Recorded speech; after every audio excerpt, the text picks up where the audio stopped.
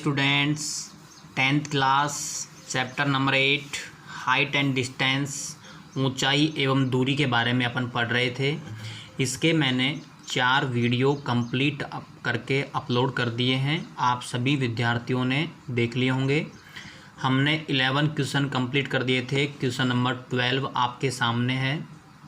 देखिए, सबसे पहले इसकी लैंग्वेज मैंने बता रखा है। इसमें से 100% एक बड़ा क्वेश्चन और एक छोटा क्वेश्चन पूछा जाता है। ये बड़े क्वेश्चन चल रहे हैं 3 मार्क्स वाले। जितने भी क्वेश्चन मैं सोल्व कर रहा हूँ ये वेरी वेरी इंपॉर्टेंट है। 100% एग्ज़ाम में इन्हीं से ही पूछा जाएगा।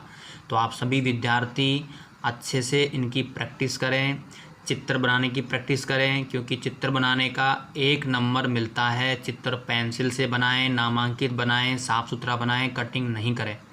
तो हम सबसे पहले क्वेश्चन की लैंग्वेज पढ़ते हैं, रीडिंग लगाते हैं। क्या है ये? 10 मीटर ऊंचे भवन, भवन का मतलब एक मकान, हाउस। तो हम 10 मीटर ऊंचा पहले हम बेस के ऊपर, धरती के ऊपर एक मकान बनाएंगे इस साइड में। फिर भवन के सीकर से, जो भवन का सीकर है, पीक पॉइंट है, उसकी चोटी है, वहाँ से एक टावर खड़ा हुआ है। टावर बड़ा होगा मकान से, ठीक है। जो टावर होगा उस टावर के सीकर, टावर की जो चोटी है, जो पीक पॉइंट है, उसका एलिवेशन, उन्नयन कोण का मान 60 डिग्री है। पहले यहाँ तक का काम करेंगे, बाद में पढ़ेंगे आगे वाला क्वेश्चन। देखिए बेटा, ये तो हो गया बेस हमारे पास में, ये बेस हो गया, आधार हो गया। इसके इस साइड में तो हम बना देते हैं, एक मकान बना दिया। मकान ये 90 हो गया। ये मकान बता दिया गया कि 10 मीटर ऊंचा है। ये मकान का सीकर है। फिर एक टावर है, यहाँ पे हम एक टावर खड़ा कर देंगे। ये हमने टावर खड़ा कर दिया 90, ठीक है। ये टावर का सीकर है। तो इस टावर के सीकर का और मकान के सीकर का कोण दे रखा है 60 डिग्री। जब यहाँ से देखते हैं, उन्नयन का मतलब ऊपर, यहाँ से ऊपर देखते हैं, तो ये हो गया इसका आधार। इस आधार के सापेक्ष ये जो एंगल है ये है 60 डिग्री, ऐसा दे रखा है। ये है 90, ठीक है। ये चित्र बन चुका है यहाँ तक का कि 60 डिग्री है। उन्नयन कोण नीचे से ऊपर देखने पर बनता है, यानी भवन के सीकर से टावर के सीकर को देखा गया तो कोण कितने का था? 60 डिग्री का था। और इसके पाद, इसका जो पाद है, जो बेस है, ये है इसका पाद। इस पाद का अवनमन कोण, अवनमन डिप्रेशन एंगल कब बनता है? जब ऊपर से नीचे देखते हैं। तो यहाँ से जब टावर की नीचे देखेंगे, टावर का पाद बिंदु देखेंगे नीचे वाला, यहाँ से जब देखते हैं तो एंगल बनता है 45 डिग्री का। तो बेटा यहाँ से देखेंगे अपन, इस जगह से देखेंगे, ये देखो ये एंगल, ये है अवनमन कोण, तो ये है 45 डिग्री।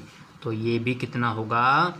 45 डिग्री होगा, क्योंकि जेड की आकृति का होता है। तो जितना ये होता है उतना ही ये होता है। ऊपर से नीचे देखते हैं तो ये है अवनमन कोण की लाइन 45, तो ये हो गया 45। चित्र बन के कंप्लीट हो चुका है। अब नाम देंगे बेटा ए, इसको दिया बी, इसको सी, इसको डी और इसको ई।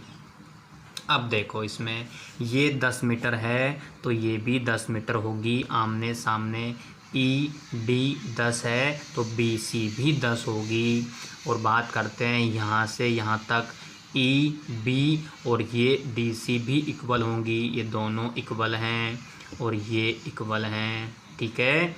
तो जितना, यदि इसको हम मानना चाहें कि साहब माना x, तो इसको भी x मानना पड़ेगा। y इसको सेम मानना पड़ेगा। नहीं मानेंगे तो BE का मान CD के बराबर होगा, आप उसमें राइट कर देंगे।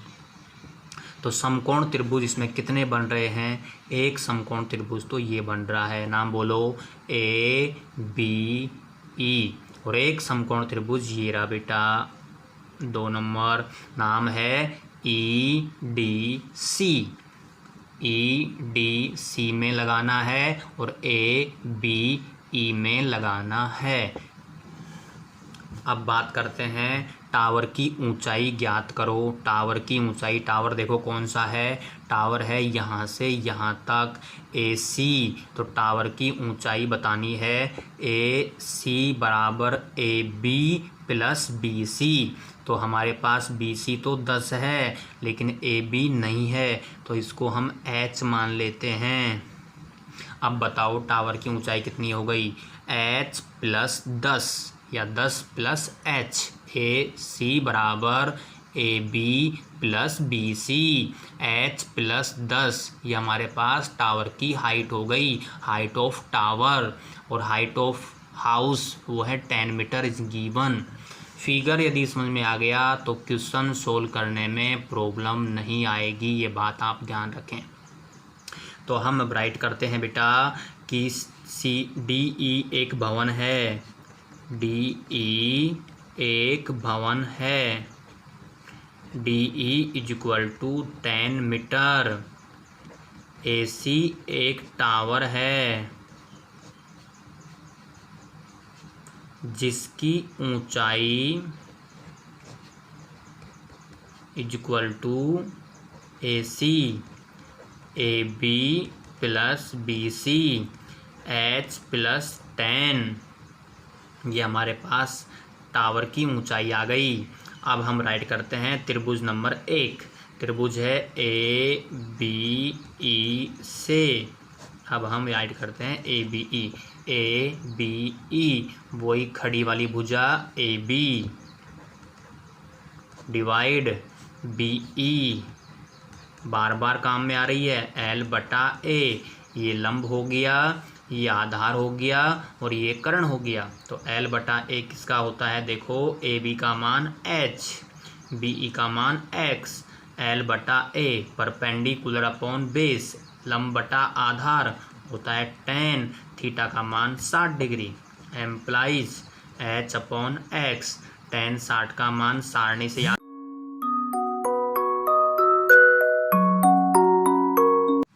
यहाँ एम्प्लाइज H एकम H क्रॉस मल्टीप्लाई कर देंगे √3x, equation number first.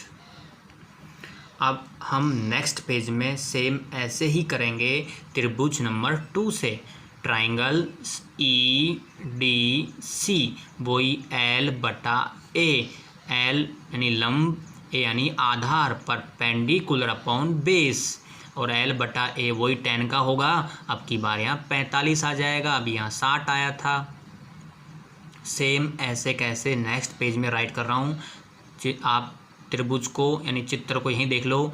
EDC से ED/DC L/A 10/X, तो यहाँ 10 आएगा, यहाँ X आएगा, 10 45 का मान 1 होता है। मैं नेक्स्ट पेज में राइट कर रहा हूँ। देखिए बेटा ये मैंने राइट कर दिया है जो मैंने आपको अभी समझाया था। X का मान यहाँ पे 10 आ गया, 10 45 का मान 1 होता है, क्रॉस मल्टीप्लाई कर दिया तो X एकम X, 10 एकम 10। अब देखो बेटा समीकरण 1 में समीकरण 2 का मान रख देंगे। मान रखने पर X का मान रख देंगे वहाँ, H is equal to √3x था ना वो, तो X की जगह रख देंगे 10, तो ये आ गया 10√3h। हमको निकालना है टावर की ऊंचाई। टावर की ऊंचाई, हाइट ऑफ टावर, वो था H प्लस 10। H का मान आ गया 10√3 प्लस 10, 10 कॉमन ले लिया, √3 प्लस 1 मीटर। हम चाहें तो √3 की वैल्यू पुट कर सकते हैं, चाहें तो √3 की वैल्यू 1.73 पुट कर दें और ऐड करके मल्टीप्लाई कर दें, आंसर आ जाएगा। यहाँ भी स्टॉप कर सकते हैं। ये आ गई हमारे पास में टावर की ऊंचाई, सो हाइट ऑफ टावर। ये मैंने कंप्लीट क्वेश्चन सोल्व कर दिया है, वेरी इंपॉर्टेंट क्वेश्चन है। अब देखो बेटा हम आपके सामने फिर एक क्वेश्चन सोल्व करते हैं, question number 13। Question number 13 very important. मैं वही क्वेश्चन राइट किया हूँ जो मैंने आपको 12 क्वेश्चन में समझाया था, यानी 12 और 13 बिल्कुल सेम क्वेश्चन है, एक जैसा फिगर बनेगा, केवल और केवल लैंग्वेज अलग है। देखिए बेटा, एक व्यक्ति एक जहाज के डेक जो पानी की सतह से 10 मीटर ऊंचा है। अभी क्वेश्चन नंबर 12 में आया था भवन की ऊंचाई 10 मीटर है। अब यहाँ पे जहाज आ गया, जहाज के ऊपर जो डेक है, जो स्टैंड समझ लो टावर टाइप में है बैठने का, जो पानी की सतह से 10 मीटर ऊंचा है, उसके ऊपर खड़ा हुआ है। वहाँ एक आदमी खड़ा हुआ है जो पहाड़ी, वहाँ पास में एक पहाड़ी है, उस पहाड़ी के सीकर, जो पहाड़ी का जो पीक है, उसका जो एलिवेशन एंगल है, उन्नयन कोण 60 डिग्री है। और अभी अभी पहाड़ी की जगह कौन आया था? टावर आया था। तो टावर का सीकर था, वही वहाँ पे 60 डिग्री था। तो देखो वहाँ टावर आ गया, इसमें पहाड़ी आ गई, उसमें अभी मकान था, इसमें जहाज आ गया। सेम क्वेश्चन है ना। तथा पहाड़ी के आधार का अवनमन कोण 30 डिग्री है। अभी अभी यहाँ 45 आया था, 45 की जगह 30 आ गया। बताओ पहाड़ी से जहाज कितनी दूरी पर है और पहाड़ी की ऊंचाई क्या है। यहाँ 2 आंसर पूछे गए हैं। तो बेटा हम आपके सामने एक बार फिर से चित्र बना रहे हैं। देखिए, ये तो हमारे पास आधार हो गया, पानी है इसमें, यहाँ पे हमारे पास में एक जहाज है, जहाज का डेक है। इस जहाज के डेक की जो ऊंचाई है वो 10 मीटर आपको दे रखी है। और यहाँ सामने एक पहाड़ी है, ठीक है। ये पहाड़ी की क्या है? हाइट हो गई। ये समझ लो कि एक पहाड़ी, ऐसे एक पहाड़ी है, और ये पहाड़ी का क्या हो गया? पीक पॉइंट हो गया। यहाँ से पहाड़ी के सीकर को यहाँ से जब देखा जाता है तो उसका जो एंगल बता रखा है वो कितना है? 60 डिग्री का है। तो यहाँ पे 60 डिग्री लिख देंगे, ठीक है। और इसके बाद ये पाद बिंदु हो गया पहाड़ी का। जब यहाँ से देखते हैं पहाड़ी के नीचे वाले भाग को तो कितना बनता है? 30 डिग्री बनता है। यहाँ 30 आ गया, तो यहाँ भी 30 आ गया। ये 90 का हो गया, ये भी 90 का हो गया। चित्र बन के कंप्लीट हो गया। नाम डाल दो, A B C D और E। नेम भी सेम आ गया, वही 60 है, यही 10 आ गया, तो यहाँ भी 10 हो गया, क्योंकि आमने सामने ये 10 है तो ये भी 10 होगा। ये जितना है उतना ही ये होगा। ये अभी x माना था, फिर इसको x ही मान लो।